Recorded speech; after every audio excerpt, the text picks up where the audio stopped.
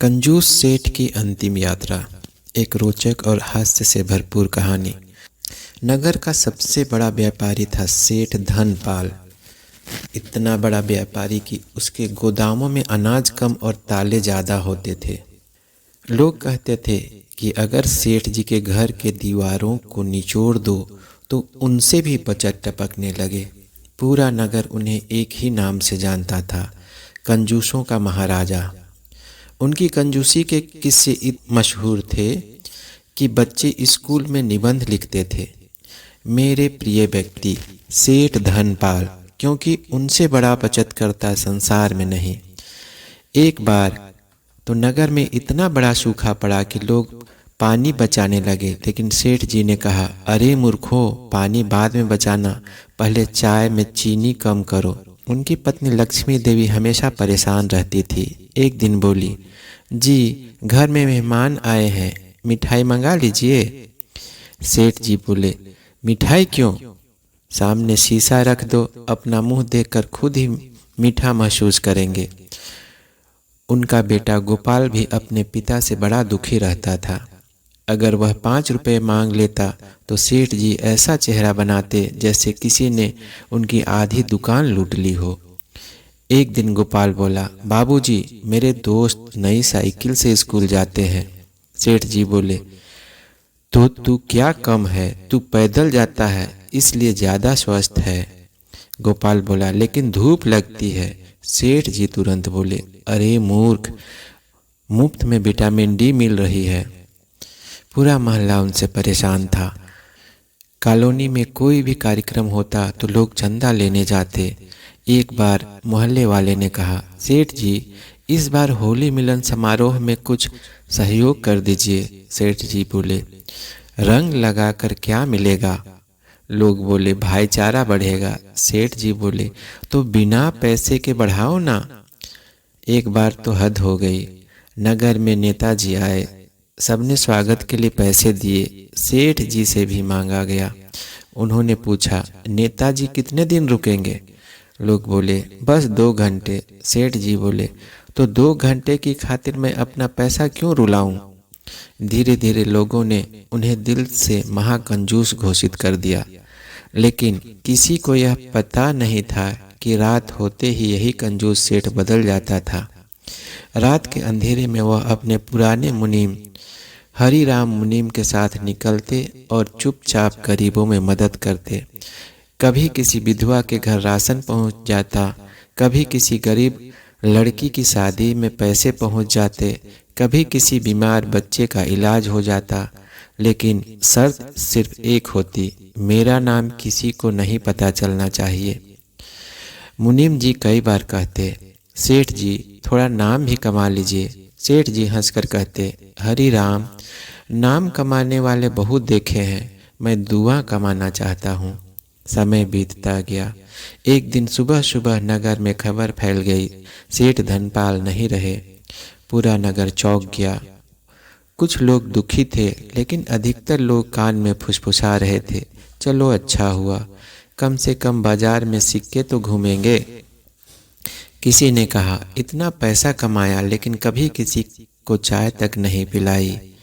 दूसरा बोला, अरे भाई, इनके घर की मक्खियाँ भी भूखी मरती थी। उधर गोपाल परेशान था। वह सोच रहा था, पिताजी की अंतिम यात्रा में आखिर कौन आएगा, क्योंकि उसने भी हमेशा यही देखा था कि उनके पिता हर खर्च पर रोक लगाते थे। शमशान यात्रा की तैयारी शुरू हुई। कुछ रिश्तेदार आए, कुछ पड़ोसी आए, लेकिन सबके चेहरे पर दुख कम और चर्चा ज़्यादा थी। एक मोटे चाचा बोले, भाई साहब इतने कंजूस थे कि शादी में भी मिठाई गिनकर खिलाते थे। दूसरे बोले, मैंने तो सुना है कि यह टूथपेस्ट भी कैंची से काटकर इस्तेमाल करते थे। तीसरे बोले, अरे छोड़ो, एक बार मैं इनके घर पानी पीने गया, इन्होंने कहा धीरे पीना, मोटर ज़्यादा बिजली खाती है। सब हंसने लगे। बेचारा गोपाल शर्म से सिर झुकाए खड़ा था। उसे लग रहा था कि शायद सच में उसके पिता बहुत बुरे इंसान थे। बहुत देर इंतजार करने के बाद लोगों ने कहा, चलो अब शरीर उठाओ, कोई नहीं आने वाला। चार लोग आगे बढ़े, तभी अचानक दूर से शोर सुनाई दिया। सभी ने देखा कि हजारों लोग सड़क की ओर दौड़े चले आ रहे हैं। कोई बूढ़ा था, कोई लंगड़ा था, कोई अंधा था, कोई रिक्शे वाला था, कोई मजदूर था। कई महिलाएं रोती हुई आ रही थी। छोटे छोटे बच्चे बिलख रहे थे। देखते देखते पूरा आंगन भर गया और फिर जो हुआ उसे देखकर पूरा नगर स्तब्ध रह गया। वे सारे गरीब लोग सेठ धनपाल के शव से लिपट लिपट कर रोने लगे। एक बूढ़ी अम्मा चिल्लाई, अरे मालिक, अब मेरी दवा कौन कराएगा? एक बच्चा रोते हुए बोला, दादाजी ने ही मुझे स्कूल भेजा था। एक अपाहिज आदमी फूट फूट कर रोने लगा, मेरे पैर का इलाज इन्होंने करवाया था। एक महिला बोली, मेरी बेटी की शादी इनके कारण हुई। पूरा माहौल बदल गया। जो लोग अभी तक मजाक उड़ा रहे थे सब चुप खड़े थे। गोपाल की आंखें फटी रह गई। वह तुरंत मुनीम हरिराम के पास गया और बोला, मुनीम काका, यह सब कौन है?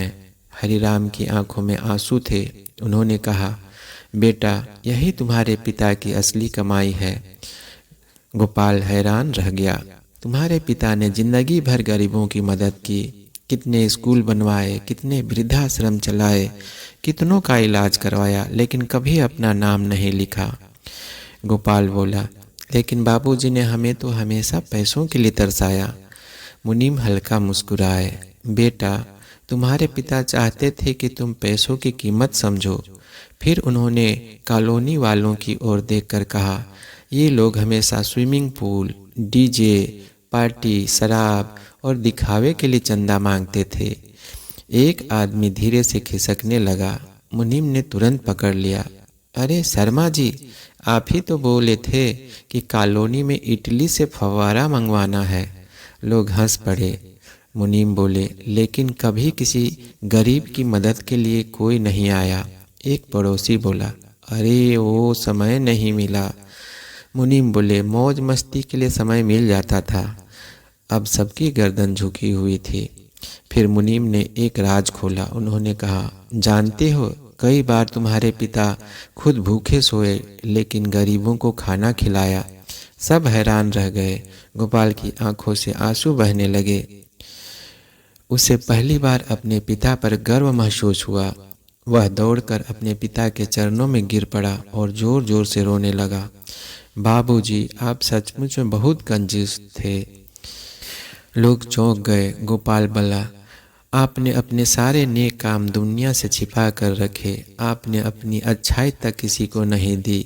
पूरा माहौल भावुक हो गया। तभी पीछे से एक बच्चा बोला, माँ, अगर ये कंजूस थे तो अच्छे लोग कैसे होते होंगे? सभी की आंखें नम हो गई। लेकिन तभी कॉलोनी में वही मोटे चाचा धीरे से बोले, फिर भी मिठाई तो कम ही खिलाते थे। और पूरा माहौल हंसी से गूंज उठा। शमशान यात्रा शुरू हुई, लेकिन इस बार चार लोग नहीं, पूरा नगर साथ चल रहा था। जिस आदमी को लोग कंजूस समझते थे, वह असल में दिल का बादशाह निकला। उस दिन नगर के लोगों ने पहली बार समझा कि दिखावे का दान सबसे आसान होता है, लेकिन बिना नाम बताए किसी की मदद करना सबसे बड़ा पुण्य होता है। और सच ही कहा गया है, नेकी ऐसी करो कि एक हाथ से दो तो दूसरे हाथ को खबर तक ना हो। दोस्तों, अगर कहानी ने आपके दिल को छू लिया हो तो मुस्कुराइए ज़रूर, क्योंकि दुनिया में अच्छे लोग आज भी मौजूद हैं।